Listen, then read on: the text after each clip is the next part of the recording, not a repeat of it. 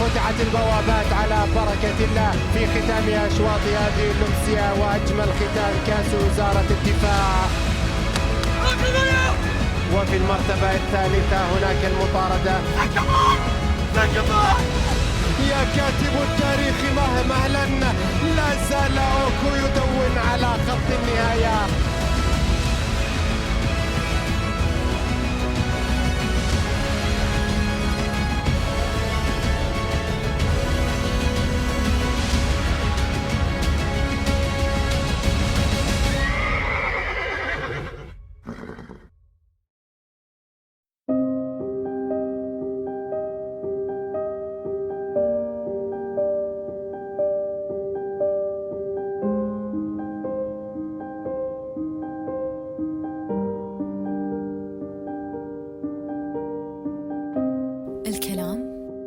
احنا كلنا نطلع الشيء الصح للناس، واهم شيء الصدق. الكلام هو اساس كل شيء. والله ما اقدر اقول لك شيء. ليش ما تقدر؟ ها؟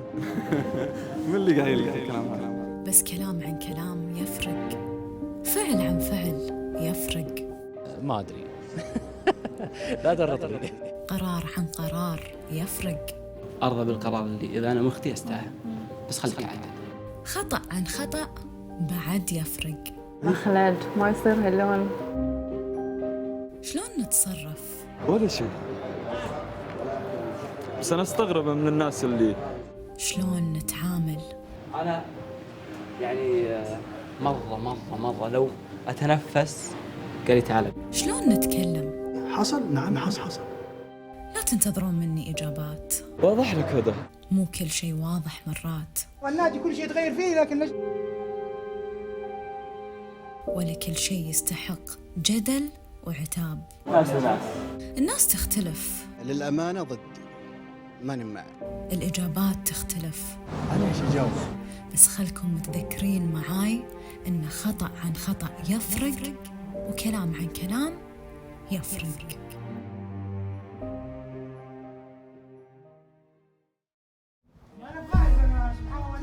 كيف ما في شيء؟ We'll give you a verbal explanation if you want, but we're not having these cameras. اللي ما يتكلم بعد وش صار؟ عارف. ما حلو.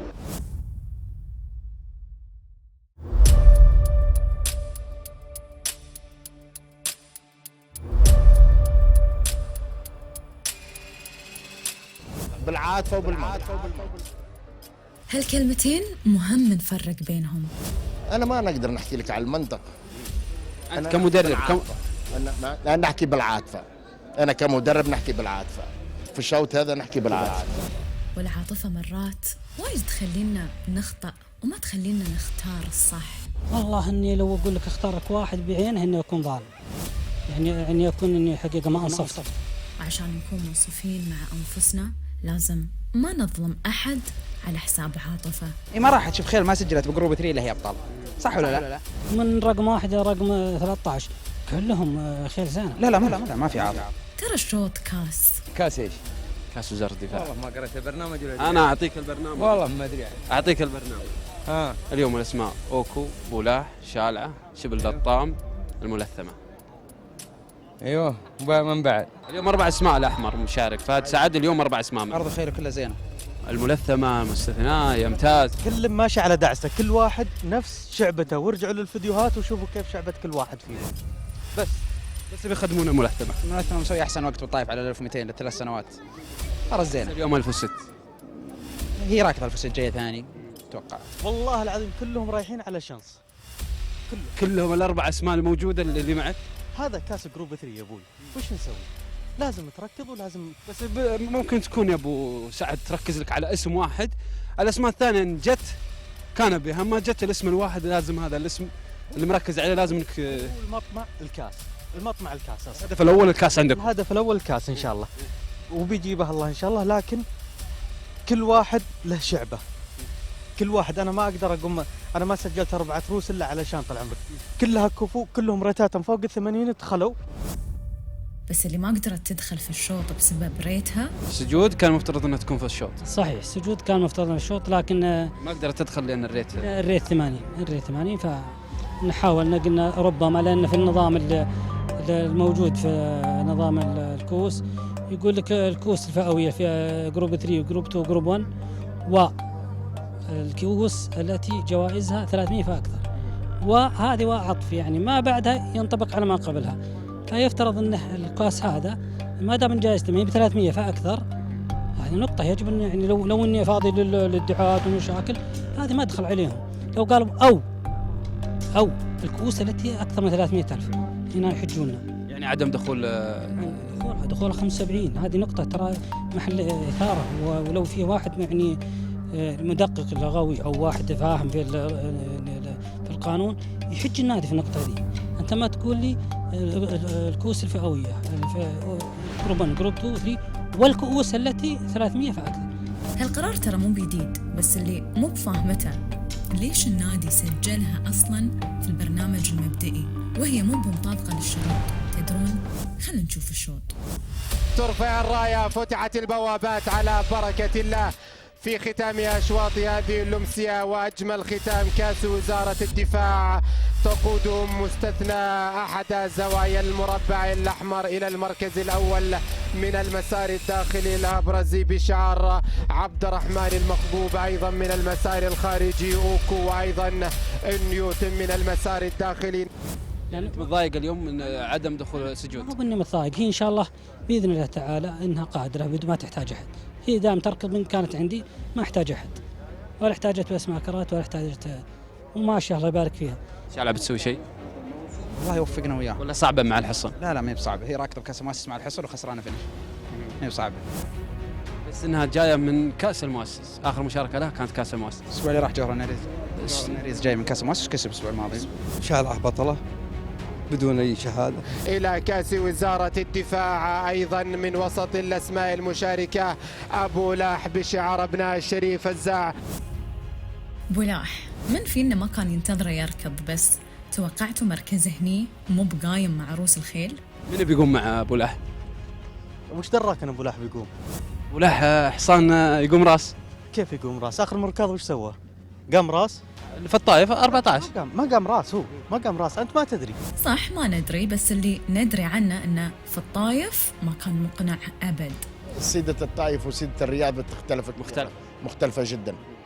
يعني ما في خيل في الرياض تعطيك وفي الطايف ما تعطيك، وفي خيل تعطيك في الطايف وفي الرياض ما تعطيك، حسب السيدة. لا تغرك مشاركات الطايف، في خيل ما جت على اللي يبونها لها، وحصان وبلا حصان بطل يعني مو غريبه، حتى لو كسب اليوم ما هي بغريبه عليه. بس انا تسالني وش ارشح اقول لك اوكو. سجله زين، كسب مبتدئه وثاني في مفتوح في الطايف 1200 وكسب هنا 1006. اشواط يعني كلها زينه، اليوم الشوط شوي قوي عليه، لكن ان شاء الله انه يتجمل باذن الله.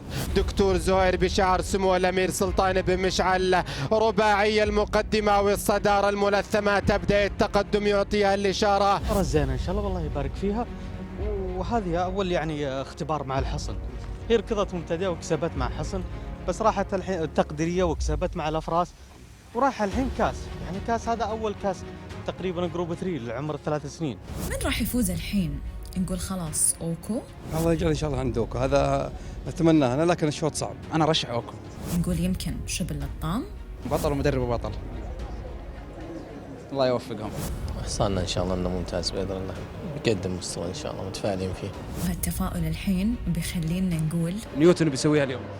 العلم عند الله، انا ماني المدرب بتاعه وماني المالك بتاعه، لكن انا دائما نشجع خيالي ونحب دائما خيالي هو اللي يكسب. بس فيها اسماء كثيره. دايما فيها اسماء كثيره وكبيره، فيها اسماء كثيره وكبيره، لكن انا دائما مع خيالي، نقولها ونزيد نعاودها، تهزني العاطفه وتهزني اللي تبغي انت. قلت لكم في البدايه في فرق بين العاطفه والمنطق. تسالني ولا تجاوب؟ وفي فرق بعد بين الصح والاصح. طبيعي. واذا على المنطق والاصح، باختصار يعني لا تعد لي الشوط كامل وتقولي هذا وش فيه وهذا وش فيه، ما ادري عن ظروف الخيل، بس انا ارشحوك ولا اعرف ظروفه بعد، بس الحصان زين وكسبان اخر مركاض، واشوفه انه هو الحصان الوحيد في ال3 سنوات اللي طالع. نايف العنزية الزحف نحو كاس وزارة الدفاع مع اوكو بشعر ابن نايف بن محمد عبود القحطاني. اوكو قادما شالعة، هنا تبدا الدخول مع نيوتن في هذه الاثناء، يبدا التقدم تورنتو واوكو، اوكو يبدا التقدم، هنا شعار هيف القحطاني، يبدا الجمال للقمة عنوان وعنوانها اوكو. يا كاتب التاريخ سجل، يا كاتب التاريخ مهلا، لا زال اوكو يدون على خط النهاية. الله على اوكو، والله على بدر سعود رزيق اللي قدر يحقق. اول جروب 3 لكم هالموسم. الحمد لله. كل الجروبات طعمها حلو، وكل السباقات طعمها حلو، حتى مبتدئة لو طعمها حلو. أي واحد، ما في مدرب ولا مالك ولا خيال ما يبغي يكسب، كلها تبغي تكسب، وهذه هي أحلى منافسة وهذه أحلى رياضة. النتيجة همسي مشرفة الحمد لله، شيء يشرفني الحمد لله، وبارك للشيخ بن عبود واخوي فهد، الحمد لله. مبروك. طلبت منه قبل الشوط؟ والله طويل العمر، شكرا يا حبيبي، والله طويل العمر توقعت ان الشوطية راسين اسرع من كذا، لكن الحمد لله حصاني. كنت متوقع انها اسرع من كذا؟ راسين بتكون اسرع، اي لذلك الحمد لله حط حصاني في المحل الزين، وشكرا يا حبيبي احمد، شكرا. نفس توصيته له، اهم شيء حصان يكون مرتاح في السبق الحمد لله. بس شفناه ما كان على شعبته، كان قريب من المراكز الاولى، وشيء حلو ان الخيال يتصرف زين على حسب الشوط الحمد لله. يستاهل، ومشعل ويستاهل هيف، كلهم يدفعون ويتعبون، الله يوفقنا وياهم. دخوله القوي لشبل الطام شفته؟ قدام المكسب بس تاخرنا واجد شوي. بس ما اتوقع يقدر يلحق، ما توقعت ان هذا يقاوس على الخير، لو جاء زود على الخير. هو شعبته كذا، وطبيعته انه ينتظر اصلا، بس المفروض اني اقرب شوي، ما اعطاني فرصه انه يقرب هو لان الشوط جاي سريع. انتظر شوي بزياده، انتظر جيت ال 1000 قربت 800 قربت 600 خلاص مشيت، بس ما شاء الله ذولا من بدري ماشيين.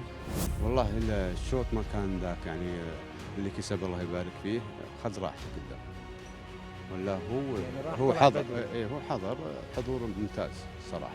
نقول مؤشر جيد لشبل الطام بالسباقات الجايه باذن الله، بحول الله كاس الملك باذن الله. وبعيد عن كاس الملك، تورنتو في المركز الثالث وشالعة مركزها رابع، وانتوا بس شوفوا أول ما انطلقت للفنش شلون كانت جاية. معقولة كاميلو ما عرف يتصرف ونقول فعلا لو كانت مع عبد الله الراشد بتفوز، رغم أن ناصر قال قبل السباق؟ كاميلو يعني محترف، المدرب المحترف الجوك المحترف ما تخاف منه، مجرد أن يشوف سباقاتها خلاص يعني يعرفها، وهي فرس سهلة انك تتعامل معها، سهلة يعني ما عندها هذيك الصعوبة. ما كان ودي بعد اتكلم اكثر، بس الاحمر توقعنا منهم افضل، مثل ما توقعنا بعد من بولاح. يعني في بالغم، هو في بعض الامور بيرجع بس خلاص بلغم يخليها لون اخير، بس انت يوم ركبته تعرف انه فيه شغل زين وامور زينه، وحتى صلحنا له سكوب قبل السباق كانت امور زينه، بعد السباق ينفكس. هذا العام خلاص عاد. متى؟ قريب.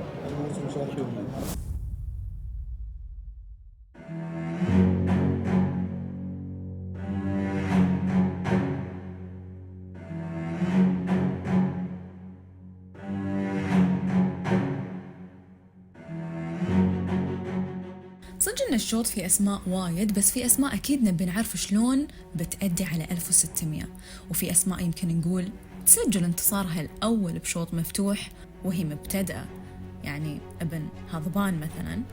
والله يا اختي دخلناه كذا لان المبتدئات مزحومه، ودخلناه ونشوف انه شوط ان شاء الله فيه. دخلته لأن حسيت أن سباقه الأخير لما جاء على الفينش اعتبرته نوعا ما فوز. يوم ما فاز عبارة ما فاز هو. شالوا نتيجته غلط الجوكي، حد طلع به يمين، طلع الجوكي يمين كان كرباجة يمين، طلعوه وحطوه شلوه من أول لثاني. هذا قرار اللجنة، وقرار اللجنة مصيب ولا فيه مشكلة والحمد لله. احنا قررنا نروح به في هذا الشوط علشان يرتفع شوطه أو يفوز حتى الاثنين. هذا اللي حطه. لأن بعد مقام البدر مو ذاك الحصان اللي بنفس الاسم اللي أول مرة سمعناه فيه، صح؟ ومو كذي وبس، بعد تحس إن المسافة زينة؟ أنت شالحوا قبل الشوط. They wanna talk before the race, maybe because superstitious.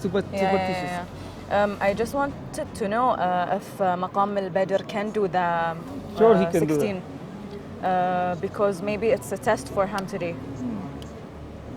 Actually, Alpha Set I think is better than 14, huh? وعلى طار المسافة، الواهس آخر ريس له كان فايز على هذه المسافة، بس أخي أقوى من الحلال ايش فيه؟ أقوى. طبعا أقوى. بس مو أقوى بواجد. لا مسلم أقوى، بس اللهم أنت الحصان إذا تطور اوكي، اذا ما تطور معناته يعني مكانك سر. هو مكانه. لكن ايوه احنا ندور ان ايش نتطور. بالتدريبات ما تغير معك؟ هو تمارين لونه احمر. ما تغير معك الاسبوع اللي؟ ما شفت تصدق. الله كريم ان شاء الله. لا صدق بندر. والله نقول الله كريم، بس ما اقدر يعني كل شيء تتغير. يتراجع ويرجع وكذا، تمر بظروف بسيطه، لكنه الحصان يعني مستواه جدا ممتاز. في حصان اسطبل امير سعود بن سلمان، اي المشكله هذا ممتاز. هذا برضه يعني يخوف. ما نخاف الا من ربنا نحن، بس يعني في كمدرب في اسماء يعني نتركب. وبعد دامسكينو على هالمسافه فايز، واليوم بنقول مشاركين باليوم ترفعون الريت ان شاء الله، اذا كسب يرفع ريته ليش لا. اندفعت إذن مشاهدينا متابعينا الكرام بدون حضور الواهس مواجهة 7 رؤوس تجتمع على مسافة الميل، مسافة 1600 متر. مشاهدينا انسحب الواهس. متابعينا الكرام، هنا الظهور محاولات التقدم لمقام البدر للتقدم لصدارة هذا الشوط مع حضور أم الصدر أيضا في المشاركة الرسمية الأولى. تعرفون خاطري أسأل عمان؟ كل لقطة ورانا شكرا الله. لا صدق اعجابي وين؟ بدي ان شاء الله. مو باوكي؟ متعور في شيء؟ لا ان شاء الله 100%، بس في اشواط نرتبها. ما كان هاي الشوط مناسب له؟ ما كان هاي الشوط مناسب له؟ ما ندري. انا توقعت اشوف اعجابي في ذي الشوط. يعني نبيه في شوط مع رودريغز خوسي في المنتصف، مطاردة دامسكينو أيضا في المرتبة الثانية. مع ميدانك يبدأ في الظهور من الخارج في هذه الأثناء. نتابع مشاهدينا الكرام. قررت ترشيحات ليش؟ شوط مفتوح وأقوى منها، بس سجلناه أساس يعني ياخذ على الأرض، ياخذ على السيدة. أسأل الله يوفق إن شاء الله. حصان ما شاء الله من تركيبته وشكله ودمه تقول حصان يبشر بخير. الله كريم. هذا ان شاء الله انك وجه خير. الله كريم. الله كريم. يعني اليوم ان شاء الله ميزان ولا مكسب ولا اكتشاف؟ والله لميدانك؟ نقول اكتشاف مع خيل قومنا. 7 رؤوس تتوجه على مسافة الميل. هنا التقدم لمقام البدر بطول تقريبا في المركز الأول. هنا المطاردة من أم السدر. ميدانك يبدأ الظهور بشكل واضح الآن في المرتبة الثانية، ربما من الخارج الآن دمسكينو يبدأ في المسار الداخلي مطاردا ومتحاديا مع ميدانك في مطاردة للمتصدر. ميدانك في الصدارة للمتصدر مقام البدر، فيما الظهور لميدانك أيضا من الخارج ودمسكينو. استحداث من لويس موراليس للمطاردة. هنا الاقتراب من المنعطف الأخير. هنا الإثارة تبدأ. هنا مراحل الحسم. هنا مقام البدر في أول ظهور على مسافة الميل. يتقدم مشاهدينا الكرام، يوسع الفارق. هنا استحداث ميدانك من قبل كاميليو سبينا ودمسكينو أيضا. هنا يبتعد مقام البدر. هنا حضور مقام البدر في الصدارة المصنف الأعلى في هذا الشوط. يوسع الفارق ويذهب بهذا الشوط بهذا الحضور بهذا التميز، ما شاء الله تبارك الله. مستوى ونتيجة يقدمها مقام البدر. ألف مبروك للشريف الزاوي شاكر العبدلي. اللهم لك الحمد. لا تقولي ما هو بكاس. ادري ان شو اسمه، ولكن ليش ابي اسال عن مقام البدر؟ ليه؟ تذكر اخر سباق انا غطيته له في الطايف، زين ما ادى المستوى اللي صدق كان المفروض يؤدي في ذاك السباق، زين؟ قلت اليوم 1600 ليش؟ هل شالح يبي يجرب انه او هل بيكون مناسب؟ اساسا هو توليد بعيد، ما هو توليد قريب.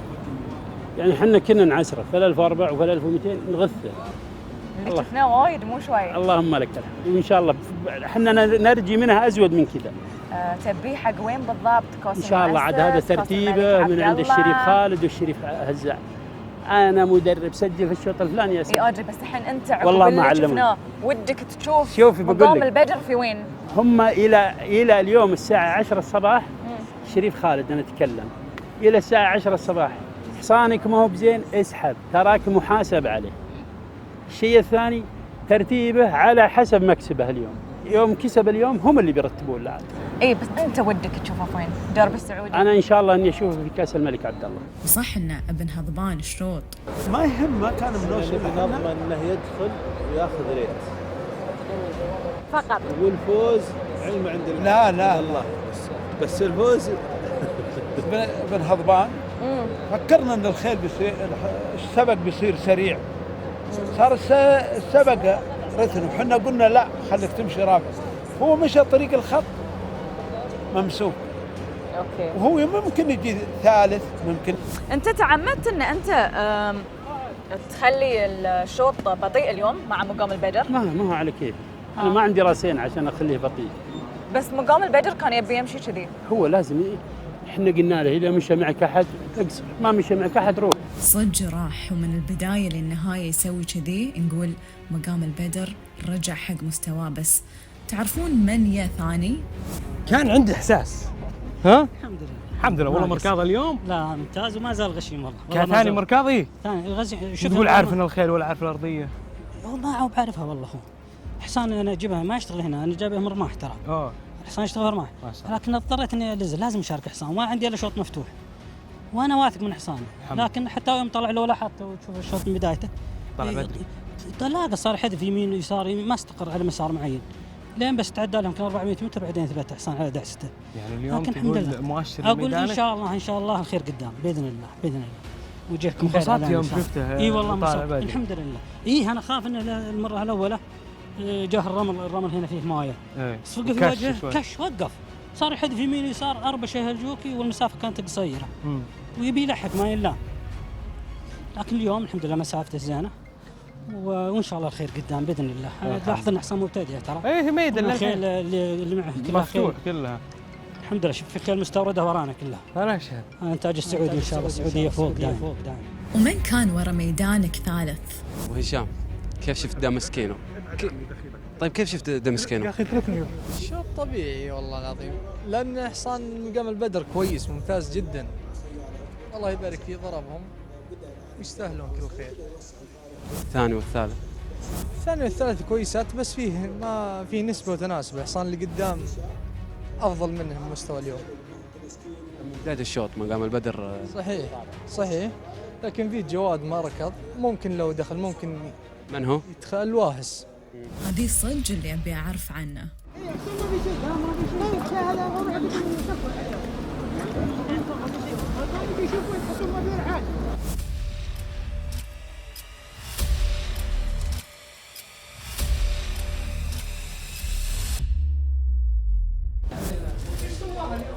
سوت ليش تستبعدوه؟ عشان دم بسنه يا سلام. دم بسنه حياتي هذه خير هذا. اعترف على ليش رجل صاحبي مش هم من المجلس؟ يلا السلام عليكم. اسمح لي سلام ما لك اعتراض. ليش ما في اعتراض؟ ما ادري يا اخي ما ادري، احسن ما في شيء يقول لك ما لك اعتراض. ما يقول الدكتور يقول انه قال ما طب الخيال يقول لك كويس قال لك. طيب ها جو اللجنه على كيفك. انا بعرف انا سبحان الله النادي كل شيء يتغير فيه لكن اللجنه ما تغير ما ادري. او يسمعون كلام ما في اعتراض. ما في اعتراض مشي حالك. كيف ما في شيء؟ ما سحب الا في الشيء. كان تقرير من الطبيب البيطري خلف جهاز الانطلاق. الحصان شنع وتعلقت يدينا في الجهاز وصار فيه زي ما تقول جرح وبالتالي سحب. شيء طبيعي. هذا طبعا حرصا عليه وعلى خيله وعلى الخيال الثاني. هذا الهدف حرص وحفاظا على الخيل، سلامة الخيل نفسها. أنا ما هو معقول أخلي خيل مشاركة متعاونة وطاحت وسط الخيل أعدمت الخيالة وأعدمت الخيل، هذا ما صح.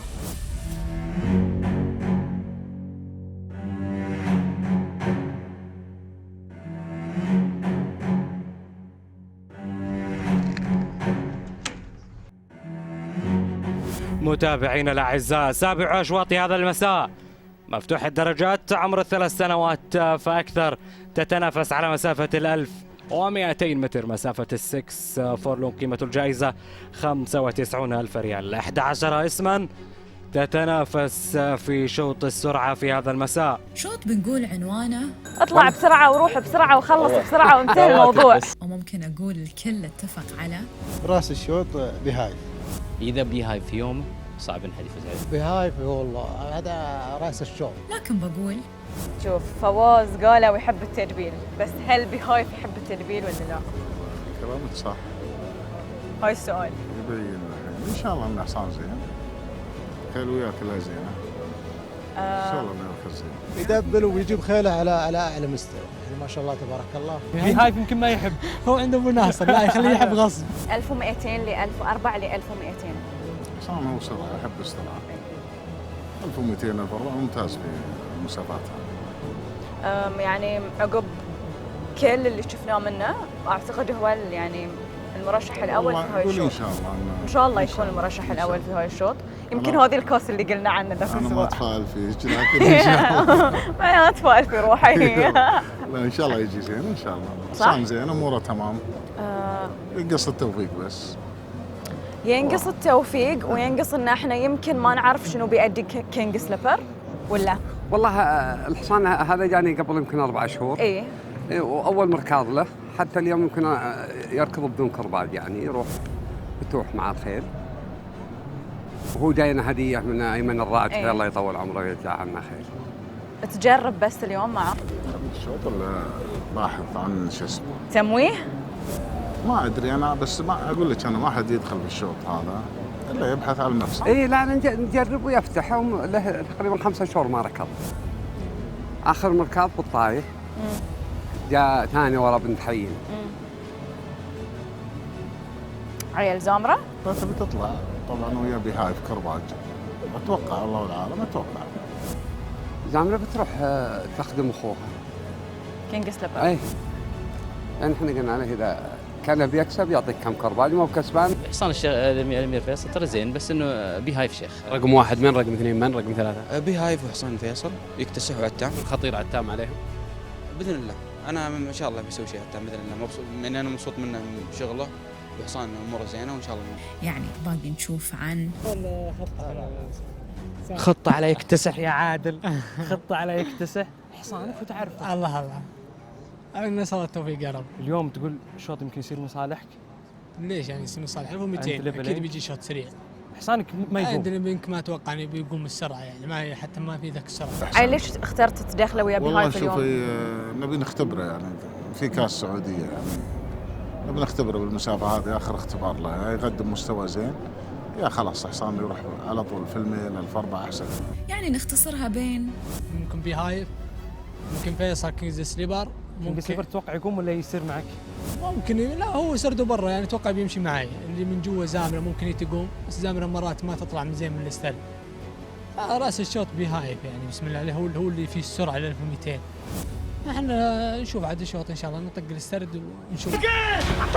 إذا اندفاع موفقة سيداتي آنساتي سادتي كما تشاهدون وتتابعون ميدان الملك عبد العزيز هنا بالجنادرية في سابع أشواط هذا المساء، مفتوح الدرجات عمر الثلاث سنوات فأكثر على مسافة 1200 متر. قيمة الجائزة 95,000 ريال. 11 اسما من أسماء السرعة تتنافس في أولى المنعطفات بهايف في أولى المراتب برفقة زامرة في المرتبة الثانية، أند ليبل إنك ثالثا، وعتام في الرابعة، كينج سليبر في خامس المراتب بهايف مع لويس موراليس لم يعطيه الإشارة حتى الآن. زامرة في ثاني المراتب، عتام من المسار الخارجي، واند ليبل إنك رابعا. هنالك كينج سليبر في المرتبة الخامسة يكتسح، ينتظر عادل فريدي أن يحدد له المسار. المنعطف الأخير صراع السرعة بهايف من المسار الداخلي يكتسح برفقة كينج سليبر وأيضا عتام من بينهم.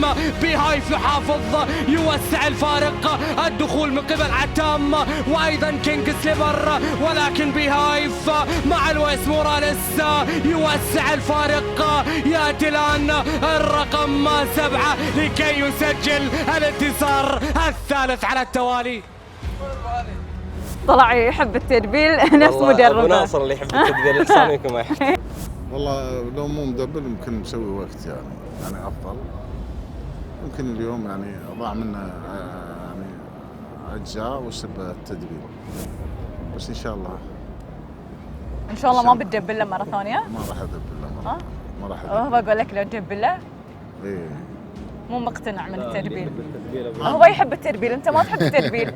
انت المالك ما تبي تدبل له كيفك. لا الحصان وانا يعني هاقل يعني حتى لو انه يعني بتنازل شوي ما عليه من الخير. الحصان ما شاء الله عياره قوي، ان شاء الله بيجي في السباقات الجايه بيجي افضل، يعني في السباقات الجايه اللي يكون مستعد لها بيجي افضل من السباقات. انزين في السباقات الجايه مع بهايف احس ممكن نحسب حساب يكتسح، لان لما سالت عن يكتسح اليوم قالوا لي انه يعني ما نظف وجهه الحصان.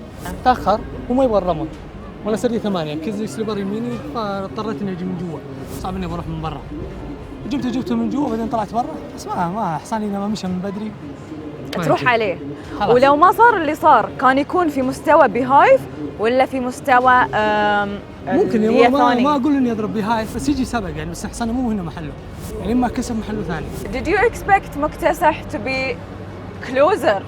Because I did not see مكتسح today. For me, يكتسح today. Before the race I thought Jackson are going to be the enemy in the race. انا قايل له قلت له يعني شوف وياك يكتسح يعني ركض قبل اسبوعين مركز زين، بس اليوم يعني هاي ما شاء الله ما اعطاهم مجال حتى يعني. اي بالضبط.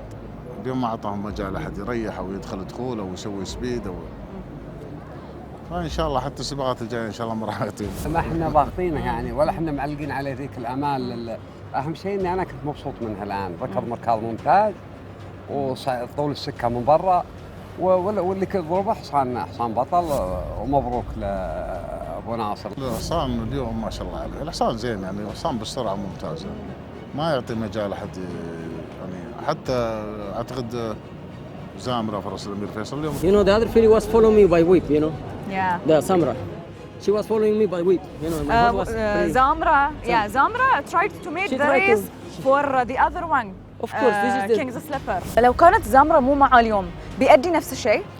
ايه ما بيأدي، ما عليه من بعدين طول السكه يا طويل العمر كان من برا وبهاف انا كنت عارف انه بيكسر، بس يعني بجرب حصاني بشوف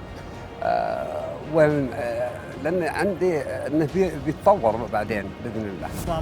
ما اعتقد ادى يمكن اليوم، يعني انا ما اعرفه والله الحصان، بس اسمع انه سريع، بس اليوم اثبت انه يعني بهايف انه يعني حصان مدبل افضل موجود في يعني من ضمن الخيل اللي يعني في السرعه يعني تقدم مستوى. اليوم ما شاء الله حتى وقته زين، يعني دقيقه و12 اعتقد ممتاز. بعد كاس الريكورد في الطايف اكيد اوقاته كلها زينه. اي نعم الحمد لله اليوم وقته زين. يمكن اول السباقات في الرياض كسر الوقت، اليوم كسر الوقت، كسر وقته هو. بس تعرفون كينج سليبر انه هو جايني من مدرب كبير اللي هو حسين الشويب. بس يوم جاء كان ضاربه فايروس في الطايف، حراره وما حراره، وريحته وجبته من جديد. المؤشر اللي اعطاك اياه حق بعدين شنو؟ والله ان شاء الله اختي هدى اقول ان شاء الله انه يعني معلق عليها مال. انا ترى دائما طموحي عالي، معلق عليها مال نصير مخلي مسير باذن الله. احنا يعني الحصان حصان سرعه، تامل يعني انه يكون عنده فرصه في المشاركه في الكرنفال ان شاء الله. اوكي، فبتحافظون عليه حق هاي اليوم؟ لا عنده سباق الاسبوع الجاي. لا اضحك وياك لا ان شاء الله. اي عم بالي بعد شوي.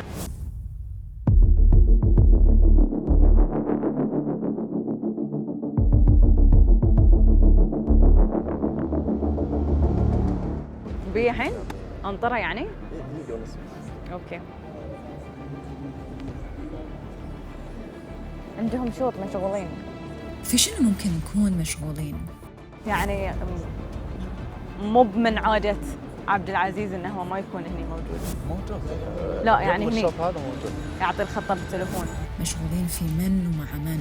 يحق له، لان اليوم شوي حسيت انه يعني جمهور افلينا مو بواقف في صفها وايد. الا الله كريم ان شاء الله. الله معه. ليش تضحك؟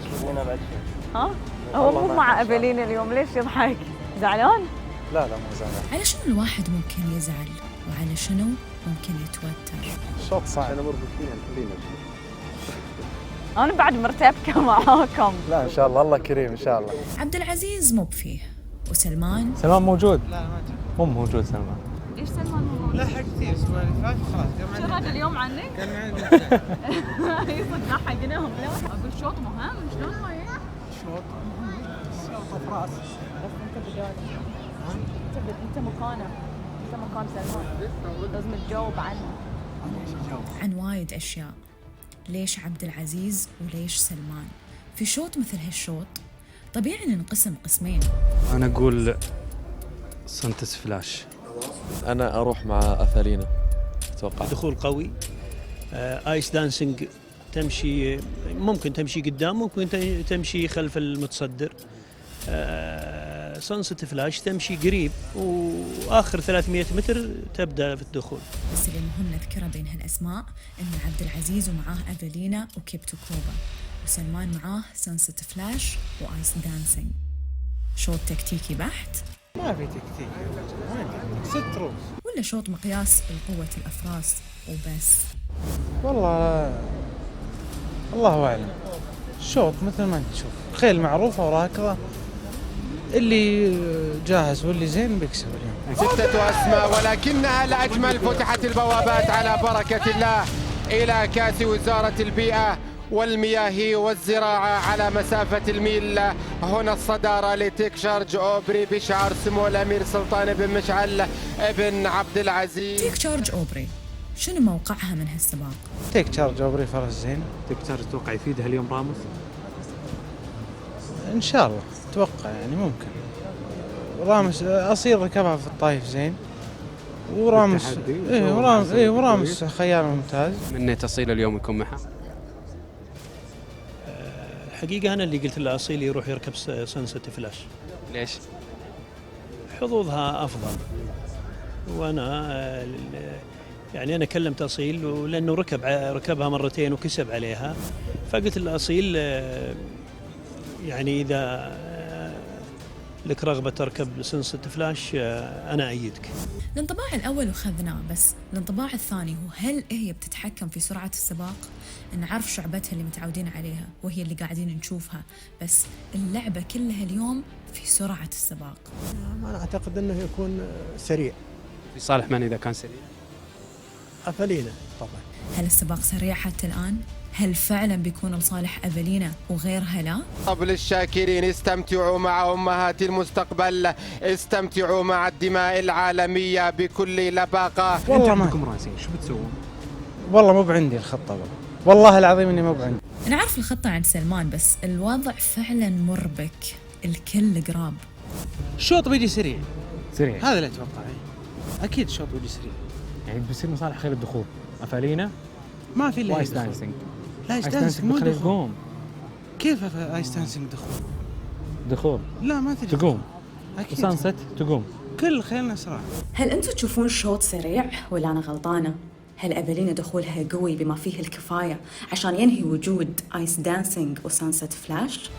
خماسي المقدمة وخماسي هذا الشوط سانست فلاش تأتي مع صيل السرحاني بجوارها ايس دانسينج في المرتبات الثانية والثالثة. قادمة أيضا أفالينا بشعار السيد خالد بن مشرف.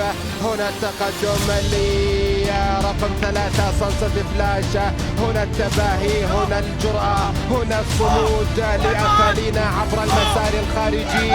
ايس دانسينج في المرتبة الثانية وأيضا سانست فلاش. العروسة تتقدم أفالينا مع أيضا ايس دانسينج. هنا ايس دانسينج إلى المركز الأول، تصل أولا إلى كاس اليوم ايس دانسينج سوت مركات. الحمد لله الحمد لله. بيضت الوجه. الحمد لله. نعم، نخبة الأفراس هنا بالميدان السعودي. أتمنى توفيق للجميع والله يوفقهم، ومرة ثانية مبروك لفيحان المنديل وأبنائه، يستاهلون. كنتم متخوفين شوي من الأسماء؟ والله لا، والله بالحقيقة متخوفين من أفالينا. أفالينا. اللي ما يتكلم بعد الخسارة. علشان مرة ثانية زين مو بتفوت الوقفة هني وما تعطيهم التعليمات، تعطيهم إياها بالتليفون. من اللي قايل لك الكلام هذا؟ لا أنا تأخرت لأن شوي. وقفت هني أنطرك يمكن نص ساعة. تأخرت شوي، كنت موجود هنا. سبب حلو صح؟ والله جميل. أحتاج وقت أستوعب، لأن تعرف أنا بالنسبة لي أفالينا بطلة حلو، وفي شوط أفراس قلت لكازا ما حد ما دخلوها، فمفروض شوط يعني يكون فعلا أقرب حق أفالينا. بتقول لي هاي المطلوب منها اليوم ولا ندمت انك غيرت الفرسان؟ لا ولا شيء ثالث؟ لا ما ندمت، فرسان لا، لكن فرس اشوفها ما قصرت. انا اليوم ترى اللي كسبانه الله يبارك لهم.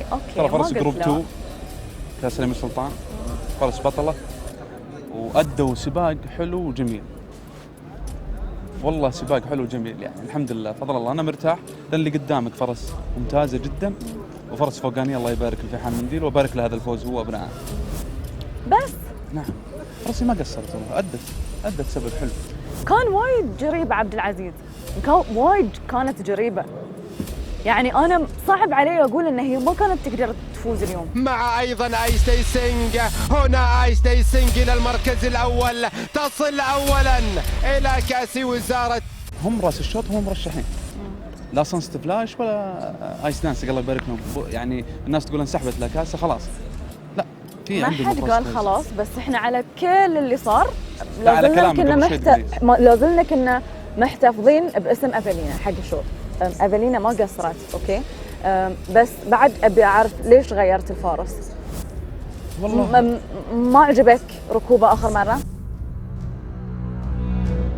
تكلم عن فهد الفريدي مع افالينا. بطل فهد ما شاء الله مؤدي بس افالينا المشغل لها واللي عارفها عبد العزيز الموسى.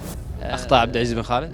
لا في تغيير الخيال ابدا، هم مدربين ويعرفون، لكن الخيال كلهم يعني ما شاء الله فيهم الخير. اعتقد لو عبد العزيز لا تورطنا الله يرحمه عبد العزيز الموسى لو ان على افالينا اليوم بيصير كلام ثاني. ما ادري. لا تورطني. ما ادري شو اقول لك، اسالي هو. لا مو ما عجبني. شوفي هذا عبد العزيز الموسى وفهد اخواني خياله موجودين عندي في الاسطبل واعتمد عليهم وثقتي فيهم كبيره، لكن أنا قلت بغير شوي التكتيك، بغير الخيال، نشوف وش الأداء الثاني. إيه بس شنو كانت مهمتك اليوم؟ مهمتي إنه أكون قريب، ما أتأخر يعني. بس. إيه أكون قريب، يعني على رؤوس الخيل، ثاني ثالث معهم قريب، ما أتأخر. اتضح الفرس ما عندها مشكلة يعني، خيالة يعني.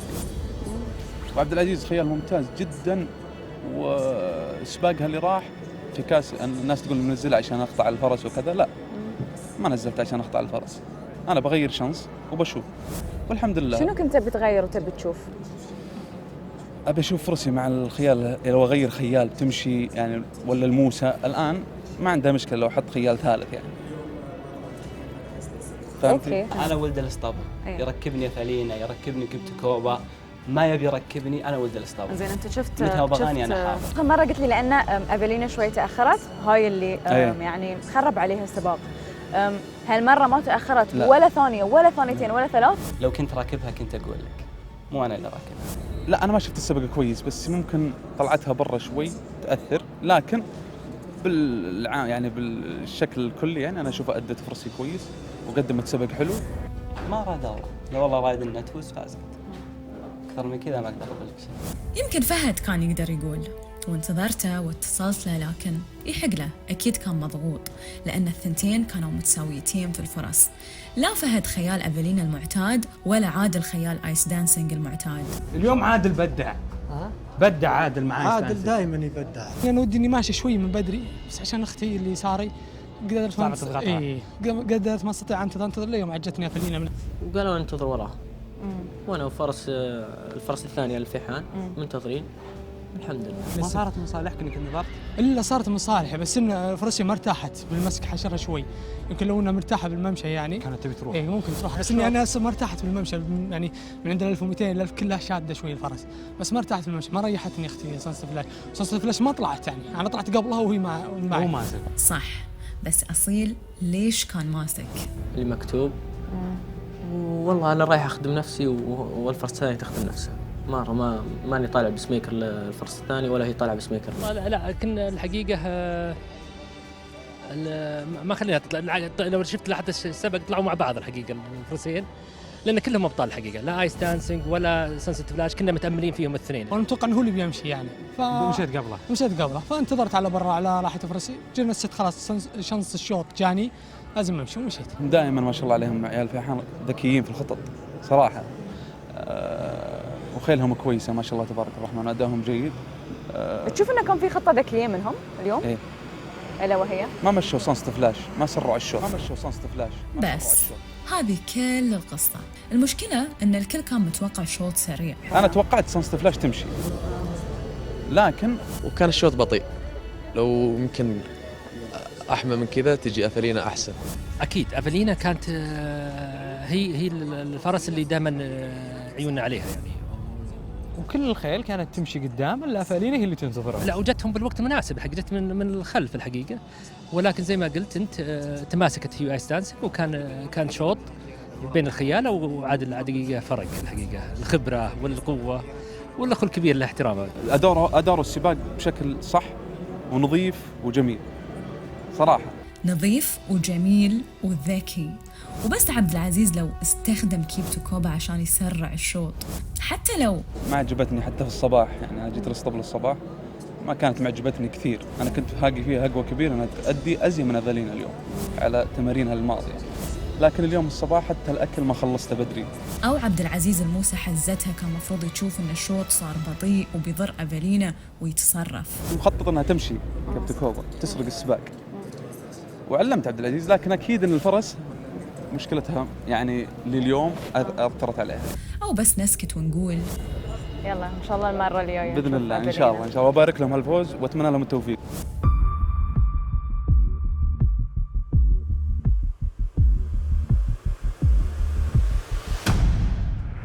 في الوقت اللي اليوم فيه ينتهي تبقى اشياء بعضها نعرفها وبعضها لا. لما سمعتوا كلام عبد العزيز الموسى، ترى ما كانت هذه بداية اللقاء. فيك ايش صار؟ السلام عليكم. ها؟ هالكلمة ثقيلة ترى، وعشان ناخذها بعين الاعتبار لازم نعرف ايش صار. مخيم 3 أسابيع. ليش؟ كربات. كثر؟ ضربت 3 كذا 600 اللي هي يسميها كرباج تحضيري. مهما كان الديفنس حقه احنا ما نسمع، احنا نسمع شيء قدامنا. يعني هو بيقول طبعا اكيد الراجل ما يبغى الايقاف، من حقه يقول، ولكن احنا نشوف عندنا فيلم هو موجود. إذا ورا بعض هو هاي لا مو ورا بعض، كذا بعدين ادف شوي بعدين اضرب كذا بعدين ادف شوي واضرب كذا.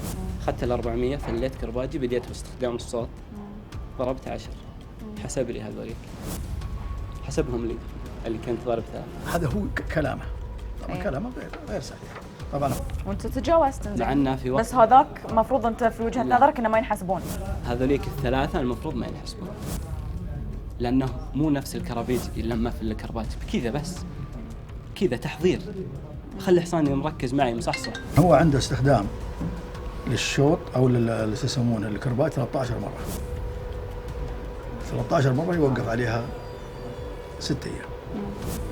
اضافه الى انه كسبان يخصم منه 40%. هذا حسب النظام.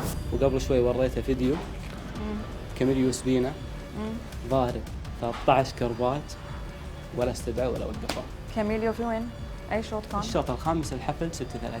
تكلم جانا هنا وقال لنا كاميليو في الحفل 36. رواكم الفيديو؟ روانا الفيديو وشفنا احنا على الكاميرا فعلا احنا ويمس الحادثه هذه. خالد ما يصير هاللون. انا ارضى بالقرار اللي تسويه، لكن خليك عادل. مو بعبد العزيز الموسى تركز عليه وغير عبد. احنا بشر، احنا ويمست صح. ما نقدر نقول شيء موجود نقول لا احنا صح، لا. شيء حصل، نعم حصل. وهذه روح اللجنه، اذا ما فيه من نوعيه الصراحه معناته ما سوينا شيء. نعم احنا ويمس الكلام هذا شيء طبيعي تحصل في اي مكان. انا ما عندي مشكله، انا ارضى بالقرار اللي تسويه، لكن خليك عادل. بس تعرف الحين هم دائما شنو بيفكرون؟ عرفت لما تكون هاي الاخطاء موجوده والفارس ما يتوقف عليها. اول حاجه اسمحي لي، ما تعتبر خطا. خطا اسمه خطا مقصود، ولكن هذه احنا كلجنه 4 أشخاص احيانا يصير عندنا حاله اهم من الحاله هذه، يا تداخلات في نفس الشوط، فما نقدر نغطي كل شيء. شوط كاميليو كان في تداخلات اخرى؟ ممكن يكون، انا اقول ممكن يكون في تداخلات ثانيه، ومركزين احنا تداخل اكثر من استخدام الكرباج. رجعت للشوط وما كان في اي حالات تداخل ولا اي حاله ثانيه. 13 كرباج ومو نفسي كذا، مو نفسي كذا، 13 كذا وبالخط المستقيم. يعني انا شايفه وانا اتفرج على التلفزيون. اوكي. كنت موقف بعد وقتها، كنت اشوف السباق، وبما انه انا بوسط زحمه الخيل ومركزي متاخر شايفني ضارب ال3 هذه. فممكن تفوتنا احنا كلجنه. شيء طبيعي، ما فيها يعني ما فيها اقدر اقول لك لا او انكرها، لا شيء طبيعي. نعم حصل. وهذه الروح اللي عند اللجنه. يعني ما نقول احنا والله ترانا احنا دائما صح. ممكن يحصل عندنا حاجه تغفل او ما ننتبه لها، صحيح شيء طبيعي ومن حقه. هو طبعا جاء وعلمنا وقلنا نعم، وطلعنا الميتنج 36 وشفناها طبيعي وعدينا معه وفعلا صح. هو يقول انا ما استقصدتك بس اشوفك. قلت طيب ليش ما شفت كاميليو؟ قال رزقه. طلع منها كاميليو بس ما أكيد. طلع منها عبد العزيز. عبد العزيز عاد هذا حظ. حظك كذي. ما فيها شيء اسمه حظك كذي يا جماعه، ولا في شيء اسمه هذه الاخطاء تحدث.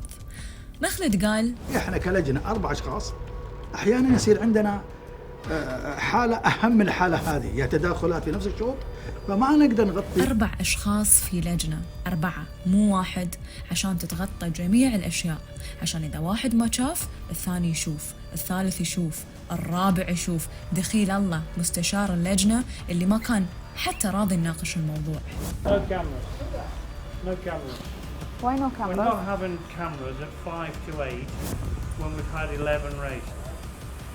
We'll give you a verbal explanation if you want, but we're not having this camera.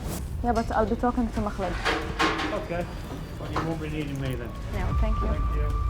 ولأن الشيء بالشيء يذكر.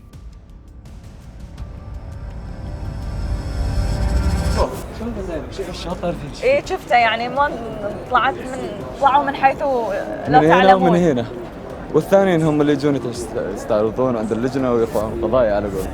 ليش ما صار شيء؟ شنو صار؟ شوف الشوط شفته؟ بعد ال 400 زين واضح لك يعني ما يحتاج.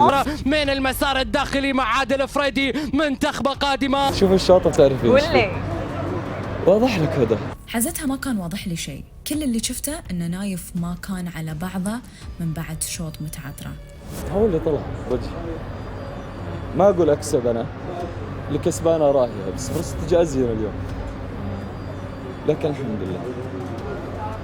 بس يعني هاي اللي صار انه طلع في وجهك؟ طيب هذا خلص السباق هذا يعني، ايش في اقصى من كذا؟ ما ادري، لازم ارجع واشوف عدل. بعدين نشوف. زين؟ بس ما اعتقد خلاص، قدام اللجنه هي الترتيب مو بنايف. فهمتي علي؟ وما اعتقد اصلا في لجنه، ما سمعنا شيء لا؟ ما حلو احسن ما في مشكله. ليش حلو احسن وما في مشكله؟ ولا شيء. ها؟ ولا شيء. بس انا استغرب من الناس اللي ترفع اعتراضات يعني، السبب واضح لك يعني، تصير الصدف كثيره، توضح لك مواضيع كثيره بعدين انت تفهمين، وهذا الشوط واضح لك يعني عادين ولك بالعاده. استخدم الصوت. تتحداكم. المهم انا ما ادري على اسماء، بتكلم عن الشعار اللي موجود قدامنا. كان يو هاف سايد فيو بليز فور ذس. هذا طبعا هذه الان الكاميرا الاماميه حنوريك الان سايد فيو. لاحظي هنا سايد فيو باك.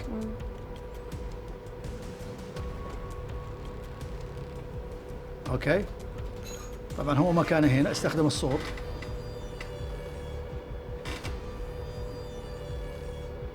طبعا لو تلاحظين الخيال هذا هو قرر ياخذ الخانه الثانيه نفسه، هو قرر يطلع برا. اي خيال بالضبط يقصد؟ اتكلم عن هذا. اي هذه اوكي. جو باك يعني هو اللي دخل على نايف ترى. اي معلش خليني اوضح لك شويه. بس شوف الان هذا استخدم الكرباج وانحرف الى الداخل. هذا شاف الجاب اللي بينهم ما يخدمه، فقرر يطلع برا. شوفي اللي دخل من برا، شوفي اللي جوا. تمام. وضح لك الحين. هو اللي دخل على نايف ترى. اي معلش خليني اوضح لك شويه. بس شوف الان هذا استخدم الكرباج وانحرف الى الداخل. هذا شاف الجاب اللي بينهم ما يخدمه، فقرر يطلع برا. بهاللحظه يا هذا اللي بس هاي هو اللي صار اللي انا قلته. فهمتي؟ بس انت شفتي وين هو بالسيده؟ شفتي الخيل وين؟ فهمتي؟ هو بنص السيده اصلا، منتخبه جايه ورايحه. مسك لان قدامه خيل، مسك لان قدام الخيل واخذ المجال الثاني. قدامه، ما هو اللي دخل عليه، فيه حصان قدامه، فبالتالي طلع برا. اتمنى ان تكون واضحه لك. لا يعني احس انه اثر على نايف. ما اثر عليه كتاثير، ما اثر عليه. ما اثر عليه انه يفوز، بس ما اثر عليه. انا اتكلم بصرف النظر عن انه يفوز او ما يفوز. انا بالسباق انا اعرف، فهمتي؟ الخيال هو عارف مين اللي طلع عليه. انا كخيال شفت الجاب هذا ما يسعني ادخل فيه، على طول قررت اني اخذ الاتجاه الثاني. هذا اللي حصل مع نايف ومع هذا، وهذا اللي احنا شفناه. بس رغم هذا انا ما جيت سويت اعتراضات داخل اللجنه زي ما تصير السيناريوهات اللي انت عارفتها يعني. فهمنا اللي سباقات كثيره، بس بعد يوم لك يوم عليك. اكيد. لا بالعكس الحمد لله، يوم لك يوم عليك. راضي انا عن نتائجي ولسه ان شاء الله الخير قدام. في فرق كبير بين انك تكون راضي وبين انك تكون قابل، وفي فرق اكبر بين انك تكون فاهم وبين انك ما تعرف ايش قاعد يصير. لا هذا مو النظام، ما يشمل السعوديين والخليجيين. قلت لكم في البداية الكلام هو أساس كل الأمور. اقرب من البنت هذا. وبقول لكم في النهاية الوضوح أساس كل النقاش والردود. فالنهايات ليست إلا بدايات، ولكل سباق بداية أخرى عند أهل الخير.